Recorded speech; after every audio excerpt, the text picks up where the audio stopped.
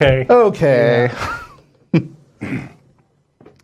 David in Atlanta, how are you? Oh, man, I'm doing great. I'm doing great. That last caller was hilarious. Yeah, thank you. Yes, he was.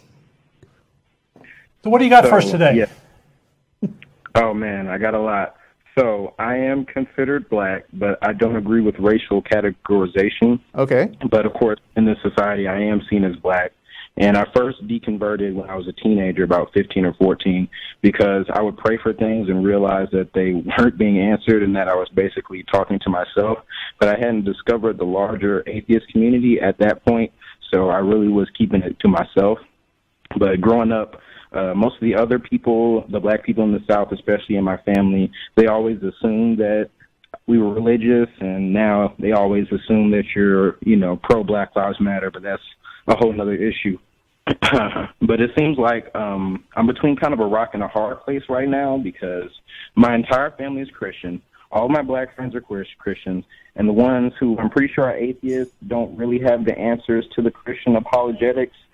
And now every time I hear a theist talk, in the back of my mind, I always hear like a fallacy dinger going off like, nope, that was an argument from ignorance. Mm-hmm. Nope, that was an argument. Good for you. Good for you. Nope, that's an argument from So your BS detector has been working. Right, my BS detector is going like full speed right now. It sounds to me like you need to branch out and find a bigger community. There's black non-believers there. I believe they're in Atlanta, aren't they? There are some black non-believer groups in Atlanta, and yeah. Okay. Wait. So that would be one thing to do, or find an atheist group. That would be counterproductive to the race categorization, but yeah, I do see what you're saying. Yeah, look these guys up because I'm seeing blacknonbelievers.wordpress.com. They are headquartered in Atlanta, and if you're looking for a social outlet that has a lot of stuff in common with you, that might be a good place to start. Yeah, you're going to meet a lot of people there who are in the same boat, right? As far as having family and community that is very religious, and them feeling like they're outsiders, right? And that's no fun to be right. that. And it's nice to have some people that you can sort of let your hair down and be yourself, talk about stuff that's on your mind, right? Right, definitely, because so far my communication with the atheist community is via the YouTube comment sections. Oh, big mistake. No. That's a cesspool, right. Man. Yeah. Get out of there. Don't go there. That's like the actual worst place to get atheist community from. It's just rants and stuff, yeah. Right, and basically this year has been like the first year where I've been like actually studied up on the reasons why, it makes sense. Because I always knew in my mind that religion didn't make sense, but I didn't necessarily know what to say other than, to give them the, I used to give them the argument that, you got the religion from the people who enslaved, your ancestors. So why are you still following it? Yep. And they would. I've heard that before, right? That's our burden to bear. That was God giving us religion, and we just had to bear that burden. And now, we have the religion, so it was all in His plan, to make us slaves, and that's why we're here, not in Africa. And you don't want to. You wouldn't have rather been in Africa, would you? So be grateful. I'm when I hear you speak, I'm hearing you're a pretty hard-boiled atheist, and you sounds like you got leadership material, and you ought to get plugged in. Seriously, sounds like you've got a lot to contribute to the movement. Definitely, I agree. And I do a YouTube channel that I'm going to be putting stuff on, and I'm just wondering. My initial promotion, I do want to promote it on my Facebook, but I can already foresee like an overwhelming amount of comments from everyone on my Facebook. Yeah, you don't necessarily have to go that route. I mean, you don't have. Don't Don's take it not as a fan of any social media. Well, I kind of like Facebook. Don't take it as a project to try to convert people. That's a mistake. Okay.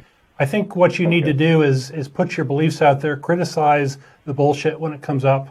And be available to talk to people if they want to approach you, these sorts of things. But that's with your friends and family, right? But But in a sort of larger forum where you're sort of contributing to a forum or something like that, then you can go after the arguments, and you're sort of doing it anonymously at that point. A lot of us have cut our teeth on the internet as far as doing arguments online and these sorts of things. Right. And there's certainly nothing wrong with doing that. I think personally that it is one of the best ways to practice your arguments and learn about your own weaknesses. But as far as the ability to change people's minds, that depends Don't a count lot your chickens, yeah. on who you're talking to. Right.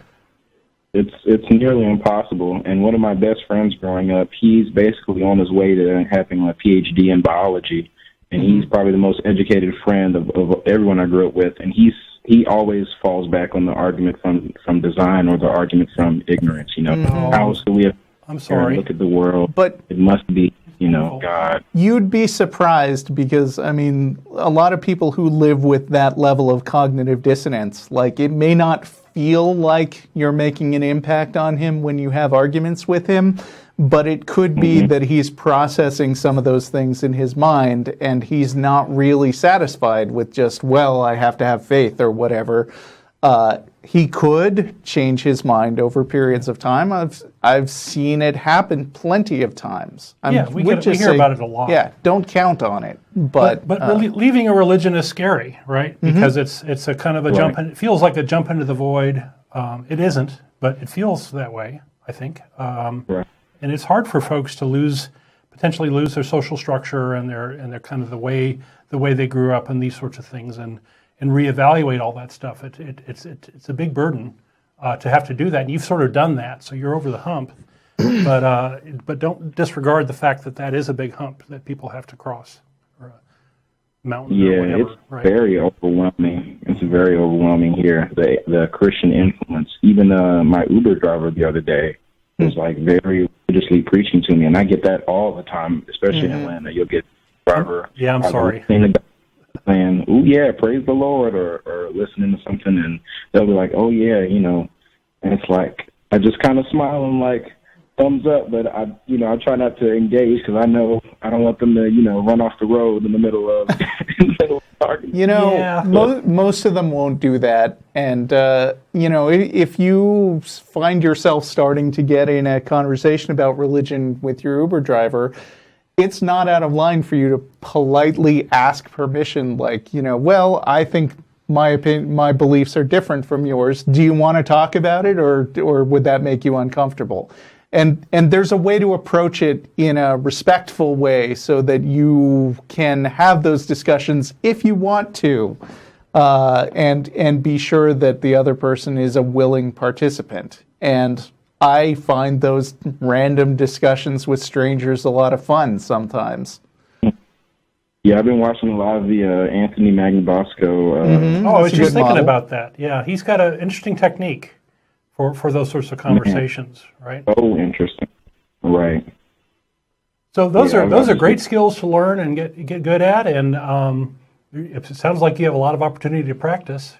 Yeah. Poor guy. Trying to make some headway, but yeah, it's difficult. It's really ingrained in the culture a lot more so than the belief, because most of the people I've met that are Christians haven't read the Bible or anything like that. Yeah. But there's this saying, especially with all the women are like, I'm looking for a God-fearing man, and all the men are like, there's like a similar thing. Not as the men don't like a dating service, huh? Right. Wait till you get into daycare. Yeah. Right. I know there are a lot of dating sites that let you filter more carefully on exactly what kind of person you're looking for, and can help you narrow down the field to people who are atheists like you. I think I hear that OkCupid has some pretty good algorithms. And I definitely encourage you to check out Black Nonbelievers, because even if you're having fun being a tough guy online and arguing with people and arguing with your Uber driver or whatever, it can be tiring and demoralizing to not have a social life full of friends who are simpatico with you in some way, and it's a good idea to reach out to groups that are sympathetic to your opinions. Yep. Right.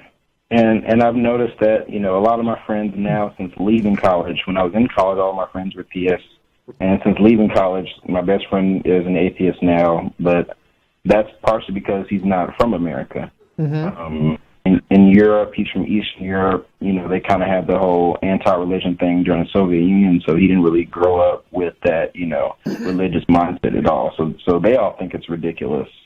So I do converse with them a lot, but they're not from here, so it's hard for them to understand, the overwhelming Christian influence that's in the black community and just the South in general.